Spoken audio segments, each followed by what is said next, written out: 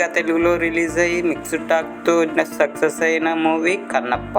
కన్నప్ప మూవీలో అక్షయ్ కుమార్ కూడా నటించారు, అందులో షోడి పాత్రలో. అలా నటించినందుకు అతను తీసుకున్న రెమ్యునరేషన్ 6 కోట్లు. అయితే ఇక్కడ గమనించాల్సిన విషయం ఏంటంటే ఆ 6 కోట్లు కేవలం 4 రోజుల షూటింగ్ కే తీసుకుండు. అంటే అతను ఒక రోజుకి 1.5 crores తీసుకున్నాడు అనమాట. ఇంతకీ ఈ సినిమాని మీరు చూసారా లేదో మన కామెంట్ బాక్స్ లో కామెంట్ చేయండి. ధోని పరిచయం అక్కర్లేని పేరు. అయితే ఇక్కడ ధోని గొప్పతనం గురించి మాట్లాడతలేను, ధోని పేరు మీద ఉన్న కోఇన్సిడెంట్ గురించి మాట్లాడుతున్నా. ఎందుకంటే ధోని జెర్సీ నెంబర్ 1. అలాగే ధోని పుట్టినరోజు కూడా డేట్ 7, అది కూడా జూలై, అంటే 7. వాట్ ఏ కోఇన్సిడెంట్ కదా. మన బాడీలో ఉన్న circulatory system is more than 60 miles long. అంటే మన బాడీలో ఉన్న నరాలన్నిటినీ తీసి ఒక రోడ్డు మీద పరిస్తే అది దాదాపు 60 మైళ్ళ పొడవు ఉంటుంది. అంత పొడవు ఉన్న నరాలు అనేవి మన బాడీలో ఉంటాయి అన్నమాట.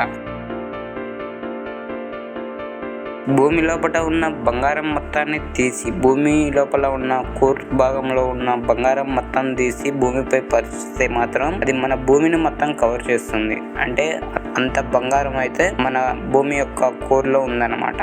సో అందరికీ ఈ బంగారాన్ని పంచినా కూడా ఇంకా చాలా బంగారం అయితే మిగిలి ఉంటుందన్నమాట. మీలో చాలా మంది ఆరెంజ్ పండుని తినే ఉంటారు, దాని కలర్ కూడా ఆరెంజ్ ఉండదు. కాకపోతే ఇది ఫస్ట్ లో ఉన్నప్పుడు దాని కలర్ అయితే గ్రీన్ గా ఉండేది. అవును, మీరు వింటున్నది నిజమే.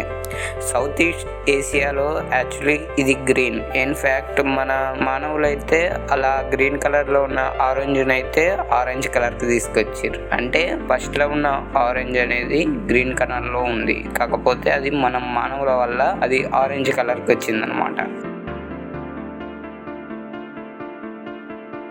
ప్రపంచంలో అత్యంత ధనిక దేశాలలో ఖత్తర్, దుబాయ్, అమెరికా, ఫ్రాన్స్ వంటి దేశాలు ఉన్నాయి. కానీ ఒకవేళ కనుక మనల్ని కనుక బ్రిటిష్ వాళ్ళు పరిపాలించకుండా ఉంటే మన భూమి మీదనే ఎక్కడా లేనంత సంపద మన భారతదేశం వద్ద ఉంది. అప్పట్లో శ్రీకృష్ణదేవరాయలు పరిపాలిస్తున్న కాలంలో వజ్రాలని ఒక నేలపై పరిచి అమ్మేవారు. ఆ విషయం మీకు ఎంతమంది తెలుసో కామెంట్ చేయండి. కానీ వాళ్ళు వచ్చి మన సంపదనంతా దోసుకొని పోయారు అనమాట. ఇప్పటికీ కూడా ఆ లాస్ ని మన ఇండియా భరిస్తూనే ఉంది.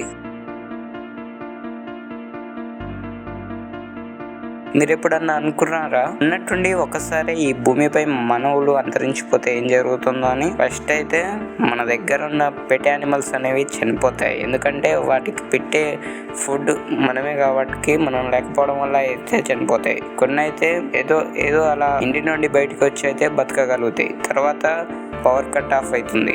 ఆ తర్వాత మనం భద్రత కోసం నిల్వ చేసుకున్న న్యూక్లియర్ వెపన్స్ అయితే వాటంతగా అవే పేలిపోతాయి. అలాగే మన అంతరిక్షంలో ఉన్న ఎటువంటి పరికరాలైనా కానీ భూమి మీద పడతాయి. సో ఇలా అయితేనేమో మన భూమి అయితే కొన్ని రోజులైతే ప్రాబ్లమ్స్ ని ఫేస్ చేస్తుంది.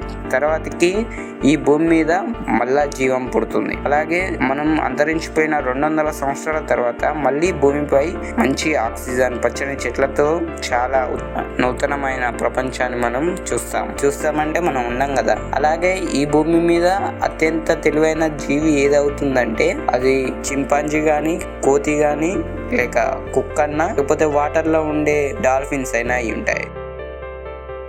మీరు ఎప్పుడైనా ఊహించుకుంటారా, ఒకవేళ కనుక మన భూమిపై వాటర్ లేకుండా ఉంటే మన భూమి ఎలాగ ఉంటుందో అని? ఇలా అయితే మన భూమి అయితే ఉంటుందన్నమాట.